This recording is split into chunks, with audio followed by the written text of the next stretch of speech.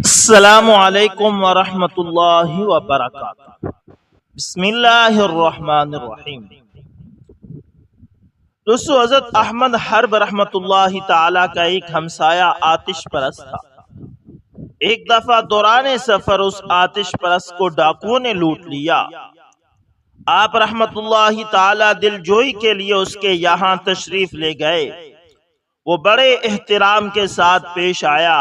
چونکہ وہ زمانہ قحط سالی کا تھا، اس لیے آتش پرست نے اپنے دل میں خیال کیا کہ شاید آپ رحمت اللہ تعالی کھانا کھانے کی غرض سے پہلے ادھر آئے ہیں۔ چنانچہ اس نے کھانے کا انتظام کرنا چاہا۔ اس پر آپ رحمت اللہ تعالی نے اسے فرمایا، ہم کھانے کی غرض سے نہیں بلکہ دل جوئی کے لیے آئے ہیں۔ اس پر آتش پرست نے جواب میں عرض کیا، میرا مال لٹ گیا، لیکن 3 چیزیں لائق شکر ہیں۔ اول یہ کہ دوسروں نے میرا مال لوٹا، لیکن میں نے کبھی کسی کا مال نہیں لوٹا۔ دوم یہ کہ اب بھی میرے پاس نصف دولت باقی ہے۔ سوم یہ کہ میرا مذہب محفوظ رہ گیا۔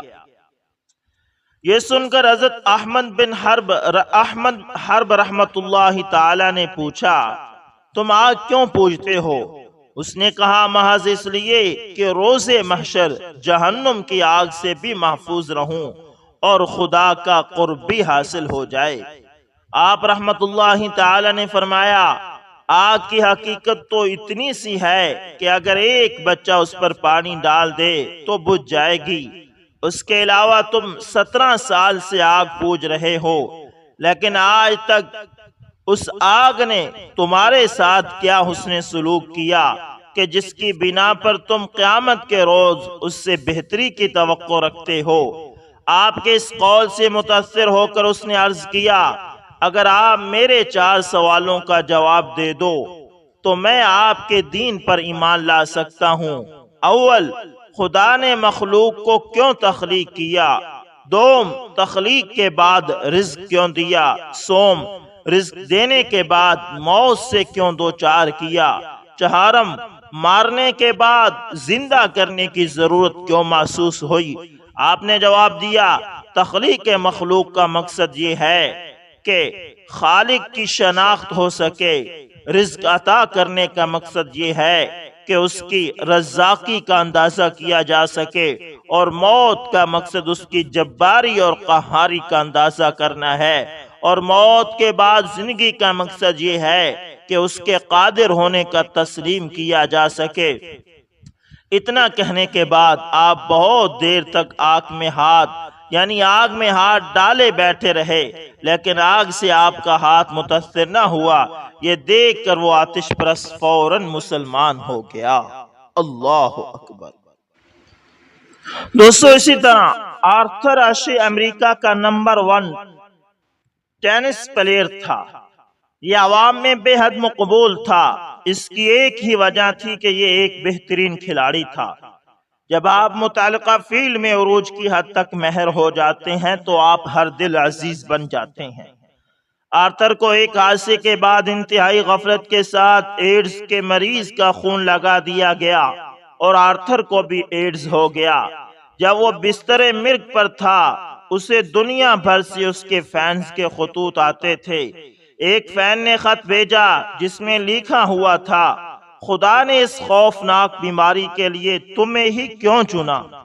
آرتھر نے صرف اس خط کا جواب دیا، جو کہ یہ تھا کہ دنیا بھر میں 5 کروڑ سے زائد بچے ٹینس کھیلنا شروع کرتے ہیں، اور ان میں سے 50 لاکھ ہی ٹینس کھیلنا سیکھ پاتے ہیں۔ ان 50 لاکھ میں سے 50,000 ہی ٹینس کے سرکل میں داخل ہوتے ہیں، جہاں ڈومیسٹک سے انٹرنیشنل لیول تک کھیل پاتے ہیں۔ ان 50,000 میں سے 5,000 ہیں جو گرینڈ سلام تک پہنچ پاتے ہیں۔ ان 50,000 میں سے 50 ہی ہیں جو ویمبلڈن تک پہنچ پاتے ہیں، اور ان 50 میں سے محض 4 ہوتے ہیں جو ویمبلڈن کے سیمی فائنل تک پہنچ پاتے ہیں۔ ان 4 میں سے صرف 2 ہی فائنل تک جاتے ہیں، اور ان 2 میں سے محض 1 ہی ٹرافی اٹھاتا ہے، اور وہ ٹرافی اٹھانے والا 5 کروڑ میں سے چنا جاتا ہے۔ وہ ٹرافی اٹھائے، میں نے کبھی خدا سے نہیں پوچھا کہ میں ہی کیوں، لہٰذا آج اگر درد مل رہا ہے تو میں خدا سے شکوے شروع کر دوں کہ میں ہی کیوں۔ جب ہم نے اپنے اچھے وقتوں میں خدا کو نہیں پوچھا کہ وائی می، میں ہی کیوں، تو ہم برے وقتوں میں کیوں پوچھیں کہ وائی می، میں ہی کیوں۔ اللہ اکبر، اللہ اکبر، اللہ اکبر، اللہ اکبر۔ دوستو اسی طرح ایک شخص کے گھر والوں نے اپنی پسند کی شادی کی، وہ آدمی اس رشتے پر خوش نہیں تھا۔ پہلے دن سے ہی اس نے اپنی بیوی کو بیوی نہیں سمجھا بلکہ صرف اسے نوکرانی سمجھا کرتا تھا۔ کبھی اس نے اپنی بیوی سے ہنسی مذاق نہیں کیا، بس ہر وقت وہ اسے صرف روب کے ساتھ کام بتا دیتا، اور بیوی بھی ایسی صابرہ تھی کہ حکم سنتے ہی اس کام میں لگ جاتی، اور صبر کر کے اپنے خدمت کے کاموں میں لگے رہنا اس کا شیوا تھا۔ بیوی پر ظلم خاوند تھوڑی سی غلطی پر بھی کر دیتا تھا، اور اگر تھوڑی سی بھی کوتاہی ہو جاتی تو خاوند اسے بہت زیادہ مارتا تھا۔ بیوی کو بالکل یہ حق حاصل نہیں تھا کہ وہ کبھی کوئی بات اس سے پوچھ سکے۔ آخرکار شوہر نے سوچا کہ کیوں نہ اس بیوی سے ہمیشہ کے لیے جان چھڑا لی جائے۔ اب وہ اپنی وفادار بیوی کی موت کے لیے اپنے دوستوں کے پاس جا کر اس کو مارنے کی طرح طرح کی ترکیبیں دریافت کرنے لگا۔ آخر ایک ترکیب پر اتفاق رائے ہوا کہ مٹھائی بنوائی جائے اور اس میں زہر ملا کر بیوی کو کھلا دیا جائے، اس طرح اس کا کام تمام ہو جائے گا۔ خاوند بیوی کے پاس وہ زہر آلود مٹھائی لایا اور بڑی محبت سے کہنے لگا، اسے کھا لو۔ بیوی اس کی زندگی میں پہلی دفعہ اتنی محبت دیکھ کر بہت خوش ہوئی اور حیرت زدہ ہوئی، اور اسے یہ بھی یقین ہو گیا تھا کہ اس مٹھائی میں زہر ہے۔ خاوند نے کہا، اسے کھا لو۔ بیوی نے 3 دفعہ پوچھا، کھا لوں؟ اس ظالم نے بھی 3 دفعہ یہی کہا کہ کھا لو۔ اس بے مثال اطاعت شعار بیوی نے اس زہر آلود مٹھائی کو خاوند کا حکم سمجھ کر کھا لیا۔ خیر وہ ظالم خاوند باہر چلا گیا اور دوستوں کے ساتھ جا کر بیوی کی موت کی خوشی کے جشن منانے لگا، اور اس کی موت کی خبر کے سننے کا انتظار کرنے لگا کہ ابھی اس کی موت کی خبر آئے گی۔ وہ یہ سوچ ہی رہا تھا اور اندر اندر خوش بھی تھا۔ اتنے میں ایک آدمی بھاگتا ہوا آیا اور کہنے لگا کہ جلدی گھر چلو، تمہاری بیوی کی آخری سانسیں ہیں اور وہ بار بار تمہارا نام لے رہی ہے۔ جب یہ ظالم خاوند گھر پہنچا تو بیوی سامنے پڑی تھی، منہ سے جھاگ بہہ رہی تھی، موت اور زندگی کی وہ جنگ لڑ رہی تھی۔ اللہ اکبر۔ جب یہ قریب گیا تو بیوی، جس میں اٹھنے کی سخت تک نہیں تھی، اٹھی اور اس کے پاؤں میں پڑ کر گڑ گڑا کر کہنے لگی کہ مجھے معاف کر دینا کہ میں آپ کے قابل نہ بن سکی، قصور سارا میرا ہے، میں آپ کی خدمت بھی نہ کر سکی۔ اور اس کی طرف ٹکر ٹکر حسرت بری نگاہوں سے دیکھنے لگی۔ اس کی آنکھوں میں آنسو تھے کہ رکنے کا نام ہی نہ لیتے تھے۔ اس کی یہ تابع داری، فرما برداری اور سچی محبت اور خلوص کو دیکھ کر اس آدمی کی آنکھیں کھل گئی۔ بس جیسے ہی اللہ نے اس کے دل کی آنکھیں کھولی، وہ جلدی سے اپنی بیوی کو لے کر ہسپتال کی طرف بھاگا۔ ڈاکٹر نے جلدی سے اس نیک دل خاتون کا معدہ واش کیا، سارا زہر نکالا، اور وہ آدمی بھی اللہ کے سامنے گڑ گڑایا اور اپنی کوتاہیوں پر اللہ کے حضور معافی مانگی۔ اللہ کا کرم ہوا، اس کی بیوی بچ گئی۔ وہ اپنی بیوی کو بڑے اعزاز و اکرام کے ساتھ گھر لے آیا۔ دن بدلے بیوی کا صبر رنگ لایا۔ اب وہی خاوند جو دوسروں کے سامنے اس کی بے عزتی اور نوکرانیوں والا سلوک کرتا تھا، اب نہایت اکرام و اعزاز کرنے لگا تھا۔ پہلے ان کے گھر جو بھی لوگ آتے تھے وہ ان کے سامنے بیوی کو نوکرانی کہتا تھا۔ اب وہی آ کر اسے پوچھتے کہ تیری نوکرانی کہاں ہے، تو وہ کہتا ہے کہ وہ سامنے میری گھر کی ملکہ بیٹھی ہے، اب میری زندگی بہت پرسکون ہے۔ اللہ اکبر، اللہ اکبر۔ دوستو یہ ہوتی ہے بات عقل مند بیوی کی کہ شور جیسا بھی ہو وہ اسے نرم کر لیتی ہے۔ دوستو اسی طرح ایک بہت ہی سبق آموز واقعہ اور کہانی سنتے جائیں۔ مولوی صاحب یہ بتائیں کہ اسلام مرد کو طلاق کا حق دیتا ہے، عورت کو کیوں نہیں؟ کیا عورت انسان نہیں؟ کیا اس کے حقوق نہیں؟ تمہارے سوال کا جواب دیتا ہوں، مگر پہلے تم مجھے ایک بات بتاؤ۔ جی مولوی صاحب پوچھئے۔ مولوی صاحب کہتے ہیں کہ یہ بتاؤ کہ تم ایک بس میں کہیں جانے کے لیے سوار ہوئے، بس والے کو کرایہ دیا، ٹکٹ لی، سیٹ پر بیٹھے، سفر شروع ہوا۔ کیا بس والا تمہیں منزل پر پہنچنے سے پہلے کہیں راستے میں کسی جنگل، کسی ویرانے میں اتارنے کا حق رکھتا ہے؟ اس عورت نے کہا بالکل بھی نہیں۔ ٹھیک، اب یہ بتاؤ کہ اگر تم رستے میں کہیں اترنا چاہو تو کیا تمہیں اس کا حق حاصل ہے؟ بالکل ہے، میں جہاں چاہوں اتر سکتا ہوں۔ کیوں؟ وجہ یہ مولوی صاحب کہ وہ مجھ سے کرایہ لے چکا ہے، لہذا منزل سے پہلے کہیں نہیں اتار سکتا، اور میں جہاں چاہوں اتر سکتا ہوں، وہ مجھے نہیں روک سکتا، اس لیے کہ اس کا کام کرائے کے ساتھ تھا جو وہ مجھ سے لے چکا ہے۔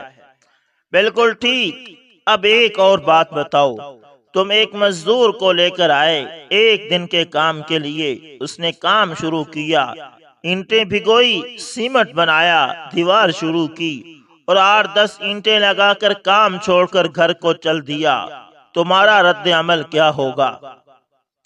میں اسے نہیں جانے دوں گا، کام پورا کرے گا تو ہی اسے چھٹی ملے گی۔ اچھا، اور اگر تم اسے کام کے درمیان میں فارغ کرنا چاہو تو مجھے اس کی اجرت دینی ہوگی، اجرت دینے کے بعد میں اسے کسی بھی وقت فارغ کر سکتا ہوں۔ بالکل ٹھیک، اب اپنے سوال کا جواب سنو۔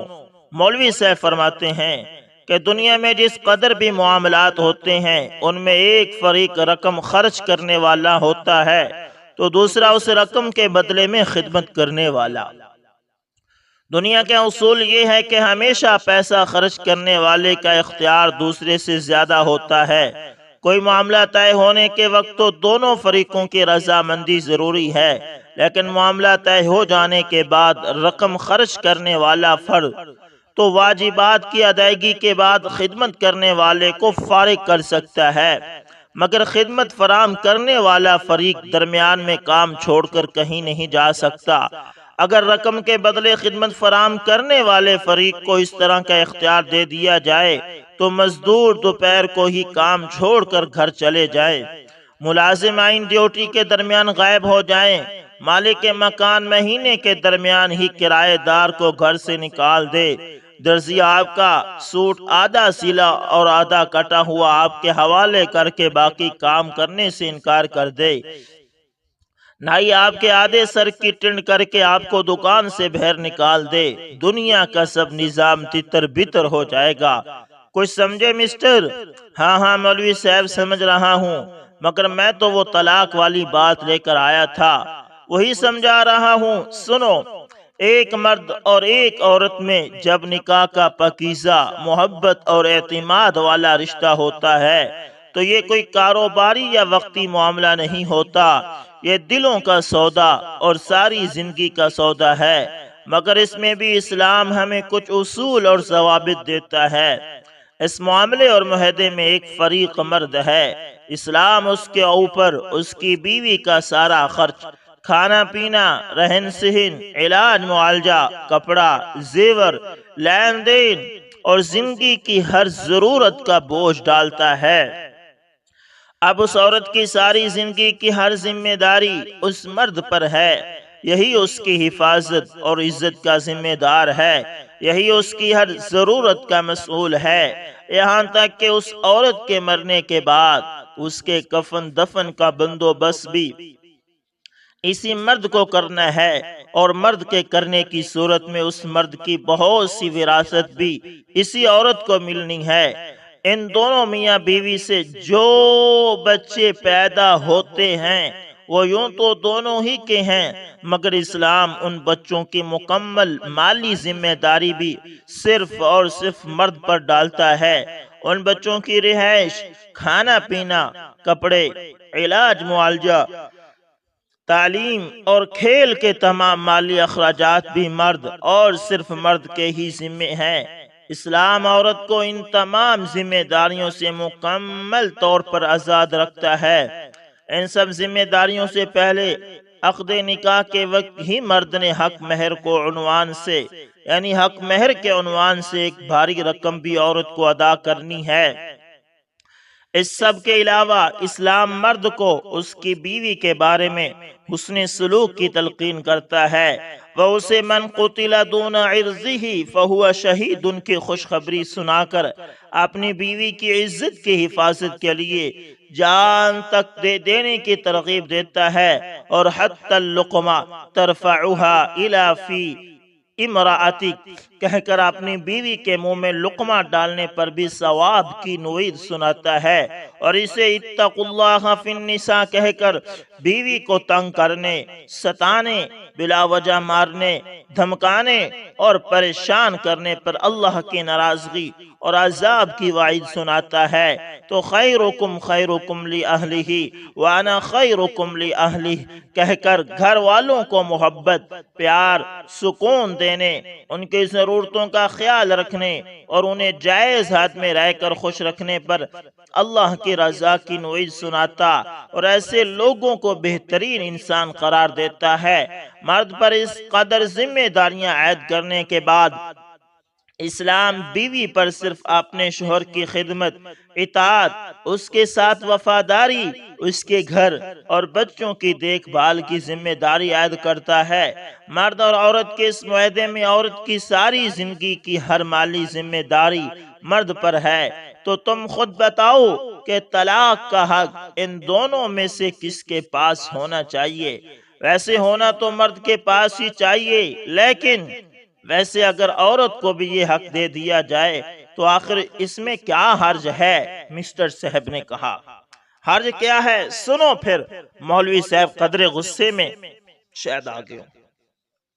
سنو پھر، فرض کرو تم نے کسی خوبصورت لڑکی کا رشتہ پسند کیا، رشتہ بھیجا، بات چلی، رشتہ طے ہو گیا، انہوں نے 1,00,000 مہر کا مطالبہ کیا، تم نے منظور کیا، نکاح ہو گیا۔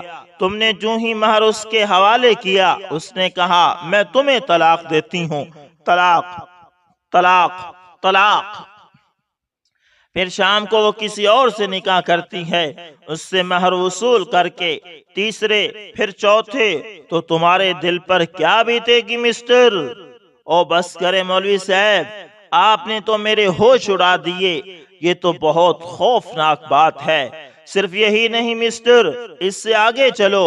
اب جو مرد کھلے دل سے بیوی پر اپنا مال، جان، دل سب کچھ لٹاتا ہے، اس کے نخرے اٹھاتا ہے، صرف اس لیے کہ وہ اسے ہمیشہ کے لیے اپنا سمجھتا ہے، اگر اس کے دل میں یہ خوف پیدا ہو جائے کہ یہ کسی بھی وقت اسے لات مار کے کسی دوسرے آشیانے کو روانہ ہو سکتی ہے، تو وہ اسے گندم کا ایک دانہ بھی دیتے وقت 100 مرتبہ سوچے گا، اور صرف اس مرد کی نہیں بلکہ اس عورت کی زندگی بھی ہمیشہ کے لیے جہنم بن جائے گی۔